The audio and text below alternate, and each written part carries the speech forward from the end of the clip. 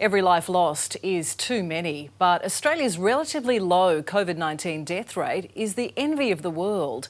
The flattening of our curve is also standing out as other countries' infection rates continue to soar. Aussies living in London and New York are packing their bags to get home. 9 News Europe correspondent Ben Avery just filed this report. Look. From the nightmare in New York City, I literally feel like I'm surrounded by death, to the grim lockdown in London. It does make you feel very alone, very isolated. Australians living overseas held captive by COVID-19. I absolutely would feel safer being in Australia. Too scared to go outside. Dying in a hospital with nobody around you isn't something you really want to consider, and left with only one option. To leave. At any given time, there are 140,000 Australians living in the United Kingdom. Another million come here to visit every single year. But right now, with this nation under one of the strictest lockdowns in the world and with hundreds of people dying from coronavirus here every day, a mass exodus has begun. Many Australian expats can't leave this country quickly enough. We're leaving in 3 weeks' time, and we were going to be leaving a bit later, but we've seen that things are getting a lot worse here. The United Kingdom has recorded more than 200,000 confirmed coronavirus cases compared to just 6,000 in Australia. The death tolls are also worlds apart. More than 30,000 lives lost in the UK and fewer than 100 down under. Australia has done extremely well compared with the rest of the world. Pretty convincingly, we have flattened the curve. And we're certainly doing it better than many and most around the world today. The lucky country, once again, the envy of the world. Any country with that small number of deaths, that small number of cases, has done all of the right things.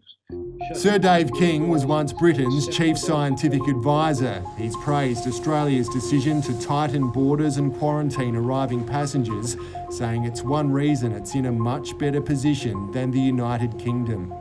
In the UK, even today, we have people coming in at our airports and we don't isolate them.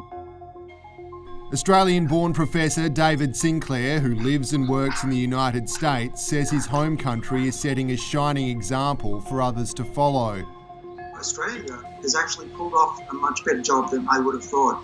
So I'm really quite proud of Australia right now, and using Australia as an example to tell the Americans how things should be done. The PhD has been critical of how Americans have responded to the pandemic. First of all, if you just look at the beaches, you can compare Bondi Beach, which for many weeks was empty, compared to Newport Beach in California, which was filled with 40,000 people. We Americans, we have this rebellious streak. We like to not be told what to do. If we're told to stay at home, then it's, the government really doesn't know best. It's all up to the individual. But when it comes to a pandemic, that doesn't work very well. The result has been catastrophic, with the US death toll now out of control. Every day, there's, just in the building alone, there's a new death. I believe the toll is at 5 in my building. Daniel Hepner's an Australian actor living in New York. Recently, he lost his uncle to coronavirus, while in March, one of his friends, a 48-year-old nurse, died in hospital from the disease. And I looked at the picture, and I'm like, that is the guy I just talked to 2 weeks ago downstairs in Starbucks, and we had a lovely conversation, and now, within 2 weeks, basically, he's dead. I've definitely been following the Australian response and comparing it to what's been going on here, and they're doing a lot better. And I've been thinking about that a lot. In Los Angeles, Melbourne woman Ashley Simmons is also yearning for the safety of home. One of the things that really worries me is the fact that people are out and about protesting with guns, and that's not a situation or scenario you'd really have in Australia. you know what it's like in Australia. We take care of each other, we take care of our neighbour, and I think people are just really just making sure they abide by all the things that are going on back home. Kevin Matthews and his partner Rachel Gilchrist arrived in London only last year. They say they have no choice but to return home to Perth. I'm 62 and I've got type 2 diabetes. It's under control, but it appears that this virus likes diabetes a lot. The retired businessman rarely leaves the house. Rachel goes outside only to do the shopping.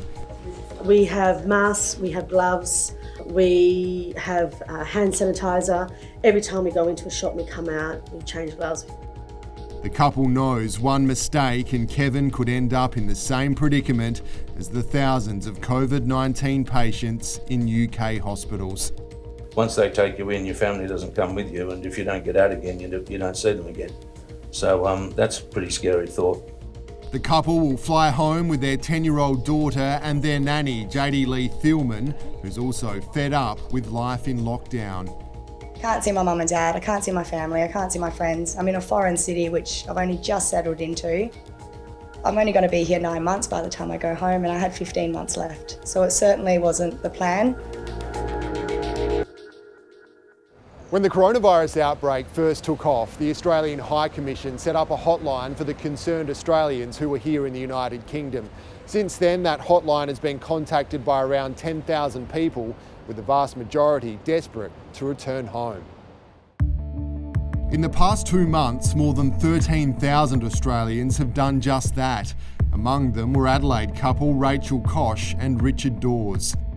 We're sitting in UK where the deaths are increasing every day. The civil engineer and Chippy had just settled into their London home and new jobs when they made the difficult decision to pack it all in after 10 weeks. Seeing that Australia had dealt with it so well and the numbers were so small was a huge factor in us getting a ticket home. The way that Australia has controlled it by shutting off their borders straight away and shutting off state borders and putting the restrictions in place when there were very few cases, it just makes me very proud, because we're not going to have what's happened in the UK and Australia, and we're really blessed for that. Britain is an island nation, and we had the opportunity of going down the route of Australia and New Zealand, but we missed the boat, frankly.